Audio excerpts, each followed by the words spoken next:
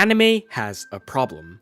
They almost all have horrible dialogue. There are countless cases in even the most popular shows where without the voice actors doing a killer job, it all falls apart. Take these examples, but try to disregard the voice actors' deliveries. Think of just the line. Your childhood friend's staring at us. Earth, fire, air. I'll take a potato chip and eat it. Okay, that last one is art, and I'll tell you exactly why later in the video, so don't leave just yet, but the other two are really bad. What do they have in common? Why is it bad? And how do you make good, compelling dialogue? Those are all questions I'll be answering in this video. So if you come to agree with me, learn something new, or just enjoy a madman's rambling, leave a like and subscribe. It helps a lot more than you think, it's really easy to do, and you will see more of my videos because of it. So why exactly are the first two examples of bad dialogue? It's because they aren't realistic. Good dialogue is one that is as realistic as possible, something real humans would say. Question about the femur to the dinosaur. No, I'm going to ask you a different question. Situation. I'm just going to ask you this. What? No, you're not. You're gonna. The more realistic something is, the more immersed we get as an audience, as the characters saying the line feel more real, which makes us connect to them more. It makes us think, we are just like them, they are one of us. That's the same reason we don't use AI to write dialogue or use AI voices yet. They just don't sound real and it makes us roll our eyes. But I also have to say that real world talking is innately different in nature from screenwriting. Characters don't stutter or say or things that would be natural in real life. So it's a bit tricky to make it ultra realistic in that sense. What you have to do as a writer is to make dialogue that feels like something a real person might say. You have to deceive them and convince them. So for the rest of the video, I'm gonna proceed with this assumption. And what makes the first two so unrealistic? Well, it's because they just say shit. You might be thinking, well, isn't that the whole point of dialogue? And to that, I say, no.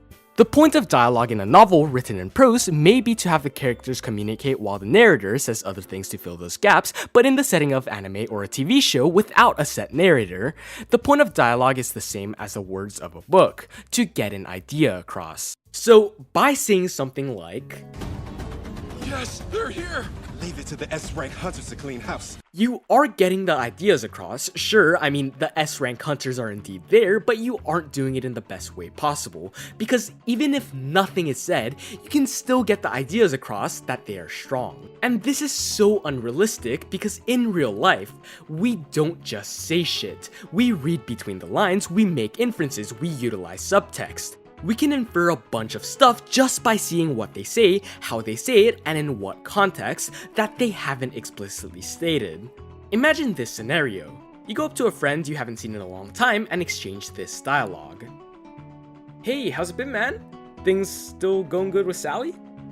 And he sighs and he says, it's fine, man. It's going good." He then responds, that's good to hear. We should go out for drinks sometimes, dude." We can find so much from this exchange. First of all, they haven't seen each other in a bit. This could be because they lived far apart or pursued different career paths, but we don't know too much. What we can infer is that they have separate lives with things going on that prevent them from keeping in touch. For whatever reason they are apart, that's a part of adult life. Next, because person 1 said man, we can vaguely assume the dynamic they have. They were closer than just professionals, they were likely friends who used to talk to each other, as person 1 knows about Sally, something only people that are close would know.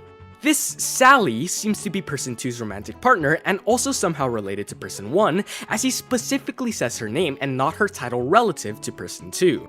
He didn't ask about his girlfriend or wife, he asked about Sally. And because of the way person 2 sighed and then stammered a little, then said that they are fine in a somewhat dejected way, we can assume that things aren't in fact going well in his life with Sally.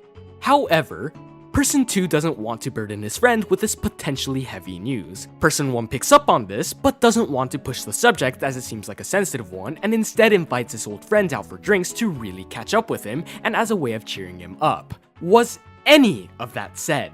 No, but we can assume so much, and this is way more realistic than how it would go in an anime. In anime, it would go something like this. "Hey, how's it been, man? Are things still going well with your girlfriend, Sally?" Oh, wow, I haven't seen him in a long time. It's fine. We're doing great. I can't tell him that we are on the verge of breaking up. Oh, that's good to hear. We should go out for drinks again sometimes, dude. He doesn't seem so well. I guess I should invite him for drinks to cheer him up. You see how much more unnatural that seems? It's pretty much the same interaction, except in the second one, they just say shit afterwards. Even if it really isn't saying it out loud, it's instead a monologue, it has the same effect. And lots of times, anime characters tend to say their monologues out loud anyways, which always makes me cringe a little.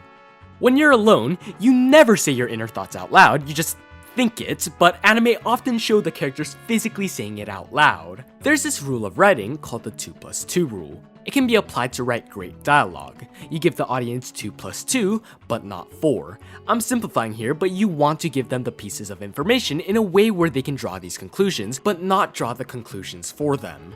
Almost like a puzzle. Imagine you bought a puzzle, but it was already done for you. What is the point of the puzzle? It's just a painting at that point. Now, you can break it again and do it again, but it's just not the same. This rule forces the audience to get more immersed as they can think and draw these lines themselves. And it's not gonna be that you have to actively think about it like I did in the past example. You aren't thinking through every step, but I'm sure every single one of you could have drawn the same conclusion really fast. There are simply too many of these examples to be able to cover in one video. Matter of fact, I don't think any length of video would fully cover it all. Every anime does this, which I don't get, especially since anime is such a good medium to show emotions through animation. I would get it if it was a book, a light novel, or even a manga to some degree, because they don't have the same tools as anime to convey emotions. But anime has every tool necessary to convey emotions really effectively. Pictures, moving pictures. A great example of a show actually doing this is Days with My Stepsister. I've already covered this show in particular, but one of the things that I really liked was the scene with barely any talking. Some miscellaneous drama happened between the two the night before, and they are now sharing a meal. And we can see the heartfelt emotions. It digs so much deeper because we are more immersed. We are so much more immersed because there is not much talking, and it is just us and the characters and their feelings. And while that specific scene was good, I'd argue that Days with My Stepsister is too subtle. They don't really like to explain things, and that results in them not explaining things even when necessary, making it really disorienting to watch. And this was one of my biggest critiques for the show. I like that they went for it, but the execution of it was subpar. One more example is Haikyuu, specifically the meal scene after they lose a match. It is just a solid minute of the characters eating, but the melancholic music, the facial expressions of the players, the silence hits so hard without blatantly saying something stupid like "I'm sad we lost." They just let it play out, and when the tears finally shown, it has a massive impact on the audience. The opposite of this would be something like A Sign of Affection, which I went into more detail in my last video, which sadly got blocked due to copyright. But basically, in one of the scenes, the guy love interest asks the heroine to let him into her world, and she's naturally overjoyed. She's getting all excited and stuff, and we can see that, it's really obvious. And then, the character starts to monologue saying something like, "If there is a way to stop the way I am feeling, I don't want to know it." And how I said to make the scene better? Real simple. Just shut the fuck up. Just shut up and let it play. Even completely silently in this situation, because the heroine is literally deaf. It would make us get even more immersed as we see her POV. Another point I made within that video is of frequency. Talking more, having more dialogues and monologues makes them seem less special. Some things, if done too many times, start to lose their spark. Imagine I texted a girl, "I love you, I love you, I love you, I love you, I love you, I love you, I love you, I love you, I love you," versus just "I love you." Now, in my case, both would end up badly, so it was a bad example, but the point is that one of those will get you blocked and reported, and that one will also be a lot less special. It feels like there's a lot less heart in it. The frequency paradoxically diminishes its effects. It's the same principle with writing. If you use it too much, it becomes boring. It becomes useless and less special. The opposite is also true. If you only have the whole thing be silent, well, then you don't have a show.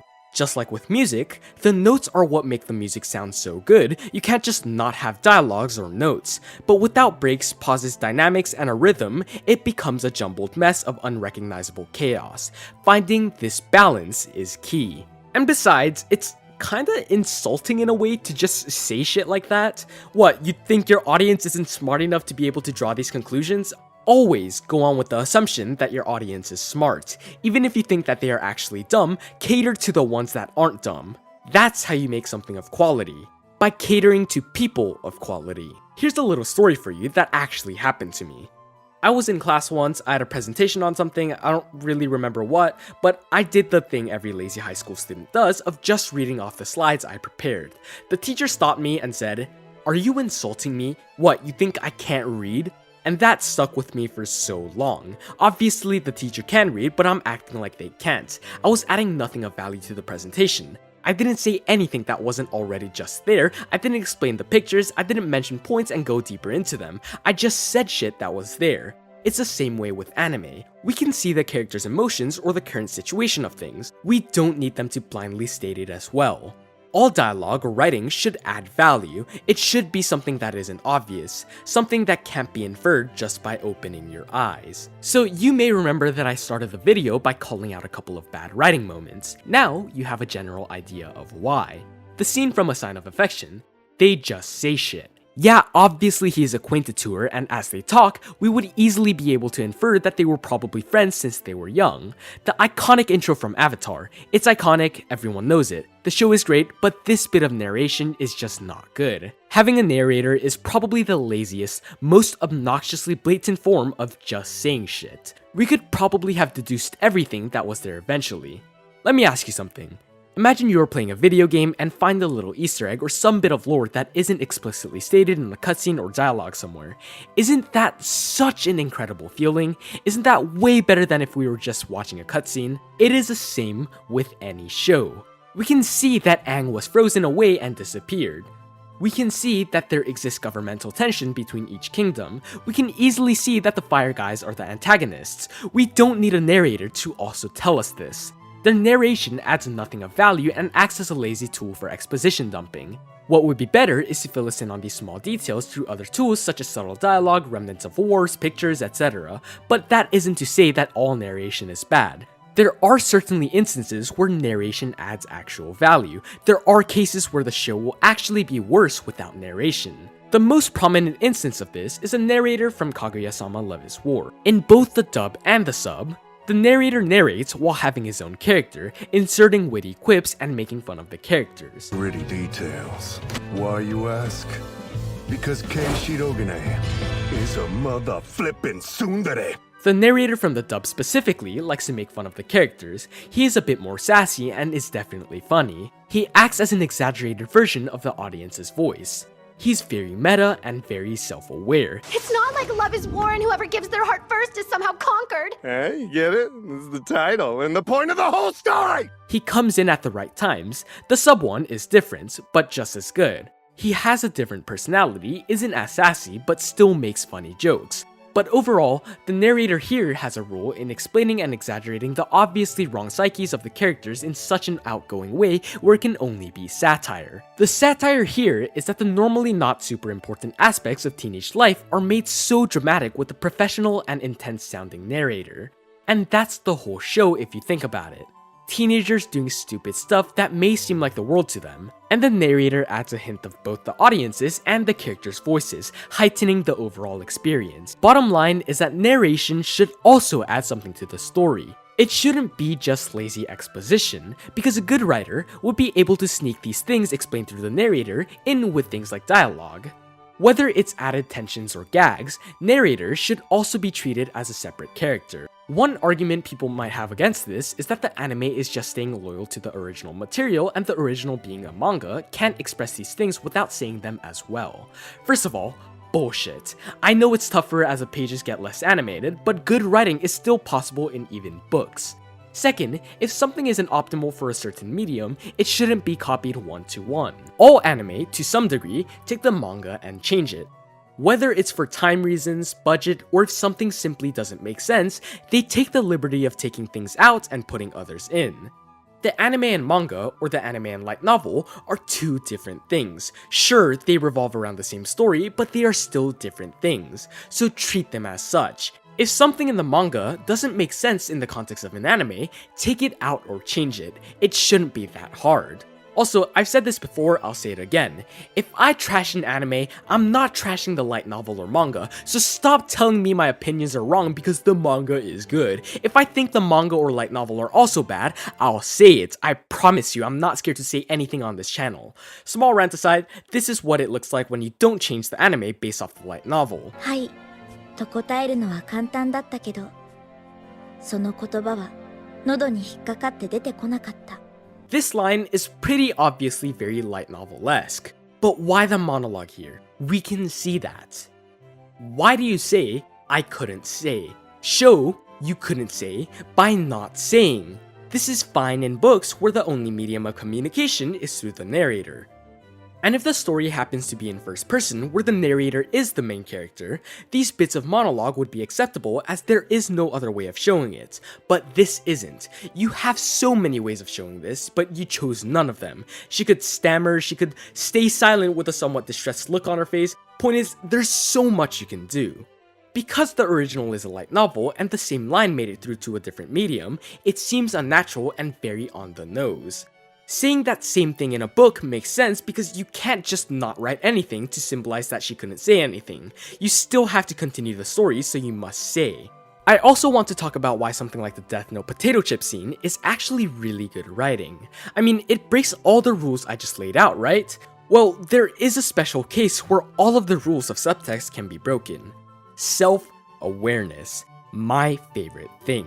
When breaking these rules and saying a sentence with a really simple syntax is the goal of a scene, it can work, because you can go all out to really emphasize that one line. They went all out in that scene. Their goal is to show that Light has thought of everything, every small movement and gesture, so much so that simply eating a potato chip becomes a really tense moment. They were going for this. They knew exactly what they were doing, and that is why this scene is so great. There are multiple more instances of this. Atomic. No shit. But that scene is so tense even with a simple syntax because that simplicity, in contrast to the intense mood of the scene, really heightens the gravity of the situation further. Comedy is also an exception. Comedy can break all the rules as long as they do it right. If they have the self-awareness needed, they can break any writing convention, breaking the fourth wall, being super meta, breaking these rules of writing, anything and everything are on the table. This is the power of self-awareness, the simple power of knowing the point of a scene and going all out with everything. The visuals, the delivery of the voice actor, the context, the timing, everything can be perfected with this. But doing that effectively might be one of the hardest things to do because you have to know exactly how these rules work to go the exact opposite way. You have to know the exact point of your scene and what type of mood you are setting. So these were all the reasons why anime as a whole has such terrible writing. They don't show, they tell, which is so sad because the whole point of anime is to show. And because it is pretty much all anime that get these wrong, it's not an attack on any specific show. But, you know, if you just don't want to do this, don't worry because you must be trying to make a bad show, which in that case, knock yourself out. Preferably literally before you have the chance to make it. So, the main takeaway from this video is to show, not tell. The 2+2 rule perfectly encaptures this. Give them 2+2, but not 4. This means you have to give them good enough hints where they don't end up with the wrong answer. You must give them the right pieces, but nothing else. And of course, self-awareness trumps all. So yeah, there you have it. My name is NoahBoahCoah, and I live a sad life, which in an anime would be a terrible piece of dialogue, but in the case of this being a self-aware joke, it doesn't matter. And thank you for watching.